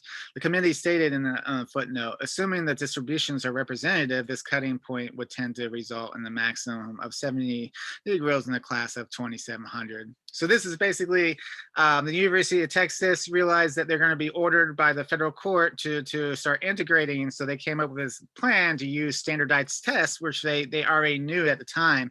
Standardized tests, white people performed better because we're going to talk about this, but later in the next couple of slides. But the standardized testing is formed to white people, based on knowledge that white people are more likely to know than non-white people. So white people in general score much better on these tests. So they knew that this was this was happening, and they knew this could be used as a weapon to prevent Black students from attending. So if they just put a standardized testing requirement on the admissions, they may lose some white people, but they're going to lose a majority of Black students. So this is something that's still used today. Even though it was created in 1955, this is still a lot of colleges right now still use standardized testing even today. And we see the direct results of white people disproportionately are more likely to be accepted to college than Black students. So I'm going to play this quick video on the racist origins of the SAT. Are the SATs racist? Not only are the SATs a pretty bad predictor of academic success, they do something else entirely. Sort people by race. And that's not by accident. It's a problem that goes back almost 100 years and is baked into the very way these tests were designed.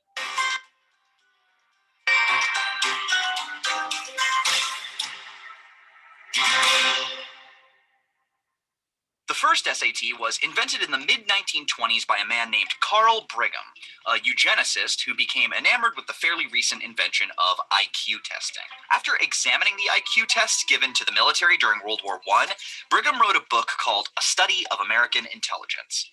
Brigham concluded from his study that African-American children couldn't handle an American education as well as Anglo-Saxon children.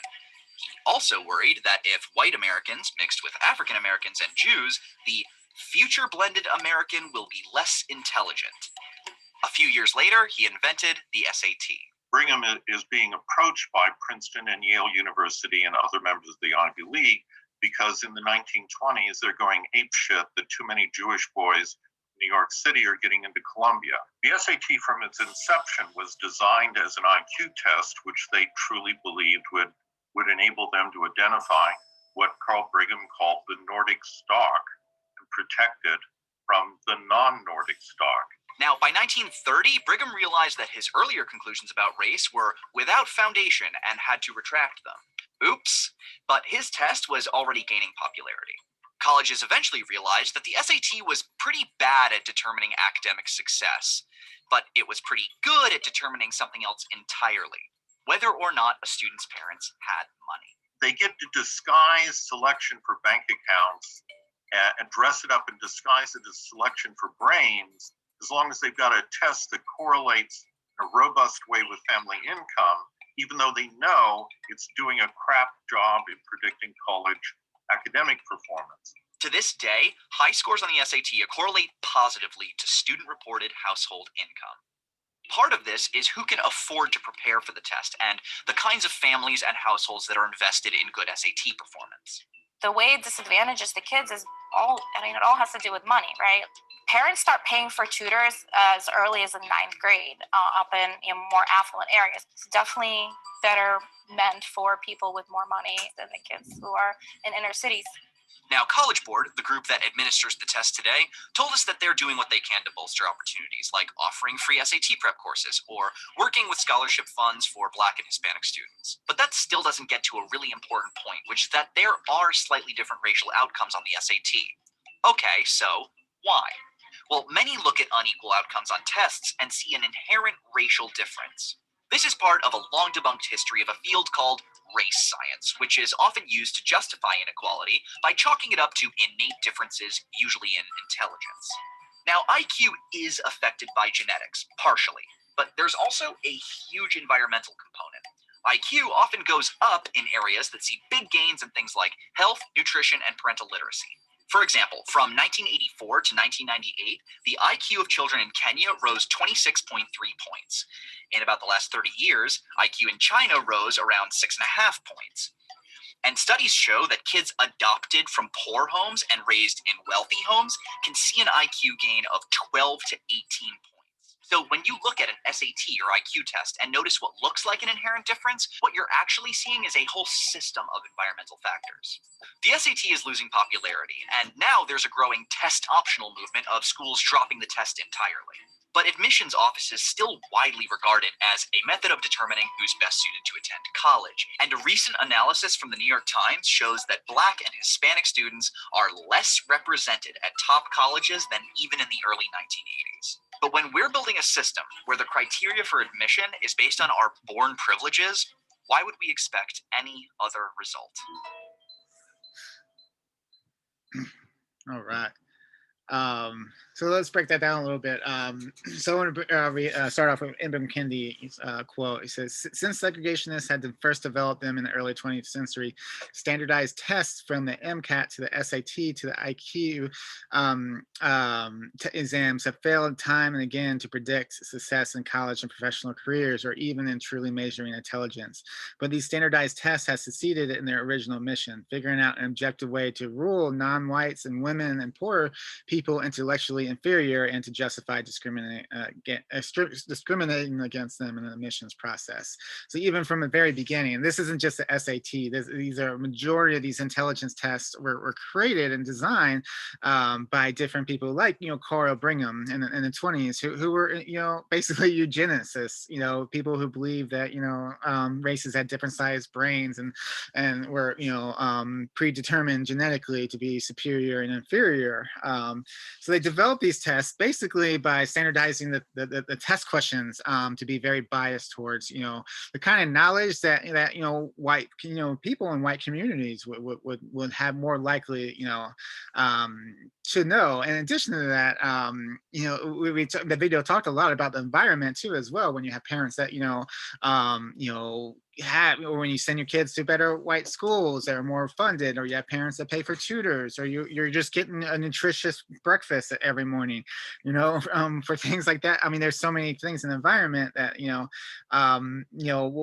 makes it better, makes you better prepared for these kinds of standardized tests. So oftentimes, I mean, these tests don't measure outcomes, or they don't measure intelligence. They measure, privilege, or they measure, resources and what you've had access to. So Marina Vieira, talks. She writes, when we accept the myth that these tests are merit-based, we also accept the idea that race and class gaps in standardized test results, which have remained essentially unchanged over the last 20 years, are due to individual and group shortcomings, not structural ones. The tests themselves have a long history of favoring white middle-class students by testing bodies of knowledge that are fundamentally white and middle-class. Therefore, the tests reinforce the idea that white identity is a default American identity. For example,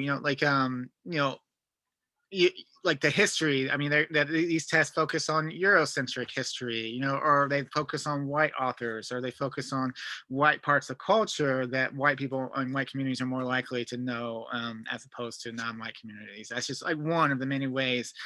There's a whole science industry, that develops these tests and questions based on the outcome they're looking for. And then to make it even worse, Bush, in 2002, Bush, passes what's called the No Child Left Behind. And so, majority of the funding for schools come from local property taxes, and a lot come from state, funding. And then you have, it's not the biggest pot, but it's a decent sized pot of federal funding that come to schools. And many times, I mean, that's what really is supposed to kind of help out, low income, neighborhoods and schools, just to try to help them out. But then Bush creates this idea, plan called No Child Left Behind, where he uses these tests, these very biased tests to determine, the achievement levels of schools, and schools that overall weren't, testing very well. He would actually punish them and withhold federal funding, which is crazy, because a lot of times why they're not testing very well is because they're not equally funded, and and so he would even defund them even more, and creating these spirals of defunding so he definitely worsened the outcome, particularly with children of color were disproportionately affected. Many teachers were fired, schools were closed.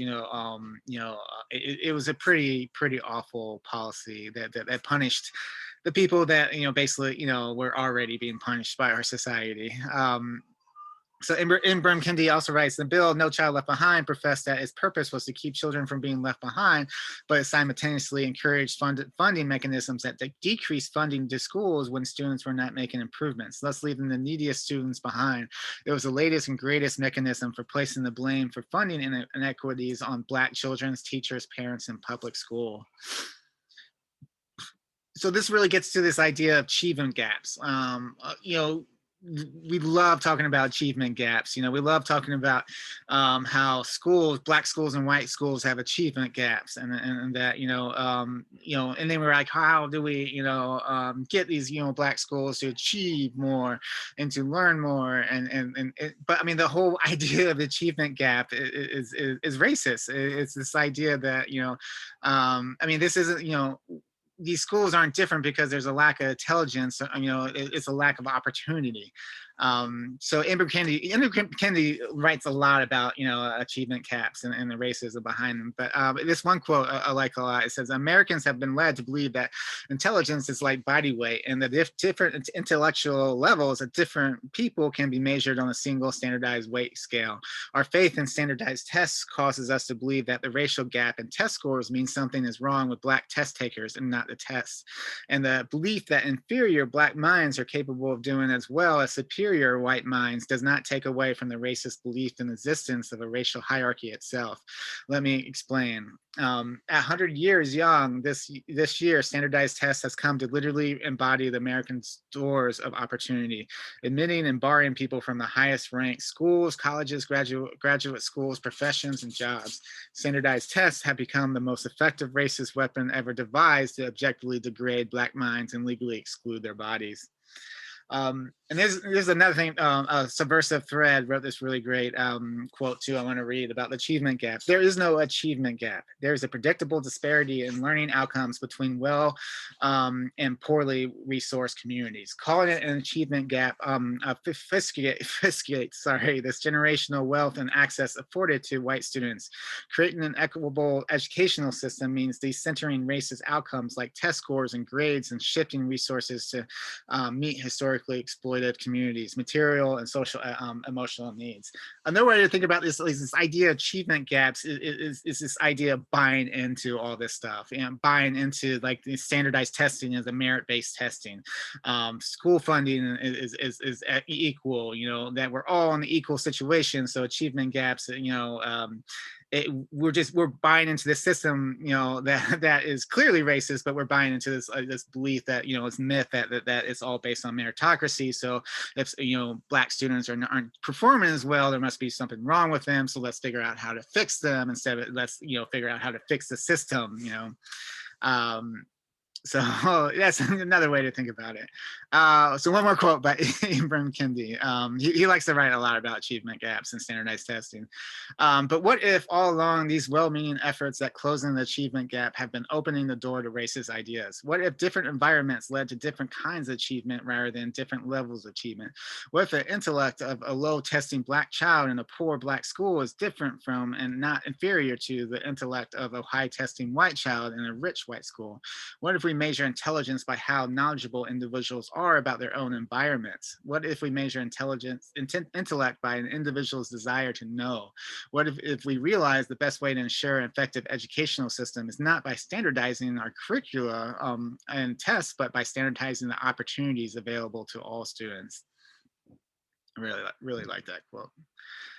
Okay, and that also brings us to like academic tracking and gifted programs. So that's a lot of times there's been a lot written about even like schools that are really well desegregated, that appear on the outside this perfect mixture of Black and white students. When there's been a lot of studies in the last like 5 years or so that they're finding that these schools, even that look desegregated, are actually very segregated internally, and different mechanisms they use internally to segregate desegregated schools, or academic tracking and gifted programs. So basically, even though Black and white kids are going to the same school, they're creating these like gifted programs that have more funding and more attention, and more support, and they're using, racist testing, standardized testing, things like that, to actually, for admissions into these programs. And what they're finding, well, lots of studies like this 2020 Ed Trust, study, found that they do what's called academic, sorting, or where they're basically, black and what they're finding is black and Hispanic students are way less likely to be, picked into advanced courses and picked into gifted programs and academic, So then when you have academic tracking, which is sorting students into different classes based on academic skills, what we're finding is most white kids are getting the high tracks, and most black kids and Hispanic kids are getting the lower tracks. And then you start seeing the segregation, and then you even see that more resources and support is going towards these gifted programs, and they're more disproportionately white kids. So we see this, across the board. And a lot of times this is because of, the admissions to a lot of these, gifted, educational programs. So to get in these programs, a lot of times, students need to start testing, as early as kindergarten. And these tests, they're not, reliable, about, intellect. A lot of times they're, they may, some of these times these tests, some of these, parents, again, it's like, it kind of measures, what the parents have. If a parent's spending to tutor kids, they're much more likely going to be, do better on these, tests if they're actually getting the opportunity to prep for them. And in addition to that, a lot of times these, just finding out about these tests, finding out about these gifted programs, finding out, a lot of times it's much easier, it's geared towards, informing white parents, disproportionately. So, I mean, this kind of is just, it's kind of triggering the same, racist standardized testing that we're talking about, in the last couple slides, but it's for, these internal programs and these academic tracking. Vanderbilt did this study that, University of Florida found, they found that, higher income, like we're saying, higher income families are more likely to land in gifted programs. And that's, especially because, they also found that, high achieving low income students, who are often stuck in these bad schools, these bad situations, the underfunded schools, underfunded situations, who would probably benefit the most from having additional support, and gifted tracks are the ones being excluded the most from these programs. So I will read this. Matt Barnum writes, gifted education is seen as a magnet for enticing middle class and white families to enroll in public schools rather than flee for the suburbs or choose private schools, which makes eliminating them a political explosive issue. Leaders in communities of color have also called for more gifted programs to help prepare more children for elite middle and high school. A very common urban response is to get rid of the whole thing, but I don't think that removing opportunity for students is the best path forward for address inequity, said Jonathan Plucker, president of the board of the National Association for Gifted Children. He'd rather see districts turn to universal screening systems that remove teacher bias and parental maneuvering from the referral process by assessing all students for giftedness. Jason Grissom, associate professor of Vanderbilt's Peabody College, said districts that have tried universal screening have vastly increased participation in gifted programs for low-income students and also for students of color. So this makes a really good point, because a lot of times when parents, when we find out about these programs and find out that they are racially biased and they are discriminatory, a lot of times, the response is get rid of them and let's just, keep everyone on the same track. But in reality, a lot of people would advocate it's not about getting rid of them, it's about making them more equitable. And one way to do that is what they call universal screening, where they screen all the kids. It's not a matter of, parents knowing about a certain test to get or preparing for it. It's not a matter of teacher bias. A lot of times, teachers will have to refer these kids to these programs, and when you have majority white teachers who all have internalized bias towards whiteness, you're going to get more white referrals. But when you screen for every student gets screened for and you're more likely to get more equal proportionate more equal access to these programs, because these programs are, gifted programs are good programs. If the child, yeah, and it can benefit children immensely, but at the same time, we have to figure out how to make them more equal. All right, so the last slide I want to talk about for our school choice section is Waldorf schools, and I'm gonna be honest, I don't know a whole lot about Waldorf schools. I didn't do a whole lot of research. I don't, there's not any Waldorf schools I'm aware of around me. I don't know how many, it's not a common thing, but there are out there across the country, and I'm sure that like most schools, there's good and bad ones, and there's pluses and minuses, but I want to read this article. There was a teacher, Jennifer Sapio. She wrote this article about Waldorf schools and her experience, and it was pretty disturbing when you read about it. Waldorf schools are schools that are based off of the educational philosophy of Rudolf Steiner. He was an early 20th century philosopher and social reformer.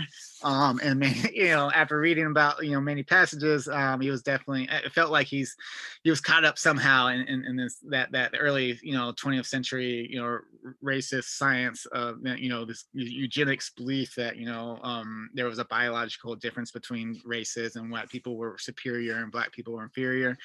But on top, I don't know a whole lot, so I don't know how much he embraces that, but that racial hierarchy definitely comes out in some of his writings.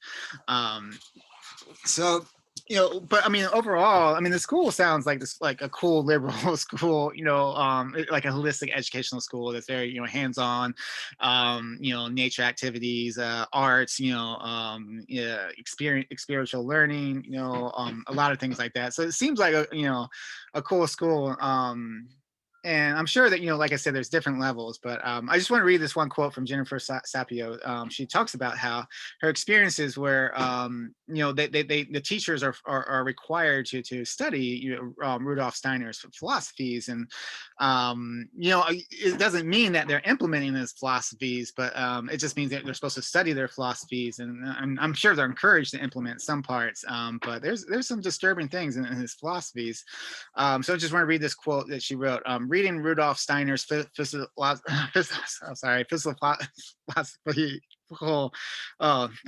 You get it. Text, it's not a requirement for being a member of the parent body, but it was a required part of my work as a teacher at the school. In our required readings, I found hateful, illogical, and disgusting concepts about race, Eurocentrism, and vaccines, to name a few. I was told to take what I like and leave the rest, but these were not just ideological differences of opinion. These ideas have practical, logistical, and real effects in our culture. I read about Steiner's folk souls, his theories about the hierarchies of human evolution, in order to see Steiner's own words, what he thinks about the black and yellow races. And let me tell you, it's revolting. He writes about humans are on the evolutionary journey through reincarnation, and that as souls are refined and purified, they move up from African to Asian and finally European races. So again, I don't know how much is actually being implemented in Waldorf, and there may be some good Waldorf schools, but it's just something, I think it's important that we actually understand the kind of the roots of that. So if you are considering a Waldorf school, these are some of the questions and things you can look out for to make sure that they're not, actually implementing any kind of, racial hierarchy, or things like that. Another disturbing thing about Waldorf schools is you'll find that they're very, they have a high percentage of anti-vaxxers, or people that don't believe in vaccines. And because that's, again, that's a philosophy of Waldorf, was not believing in vaccines. Jennifer Sapio writes, during the time that I was a part of Waldorf school, they were repeatedly in the news. Unfortunately, it was because they had been identified as the worst school in the state as far as vaccine compliance is concerned, a direct result of Steiner's belief that childhood illness is part of each human's karma. Thus, Waldorf, schools are magnets for anti-vaxxers, a particular troubling correlation in the wake of the coronavirus pandemic. So I'm just going to leave that there. Again, do your research. If you're thinking about doing Waldorf, just do your research. Because I don't know a whole lot about it, but I think that this experience that Jennifer has is worth at least reading. But I'll just leave it at that.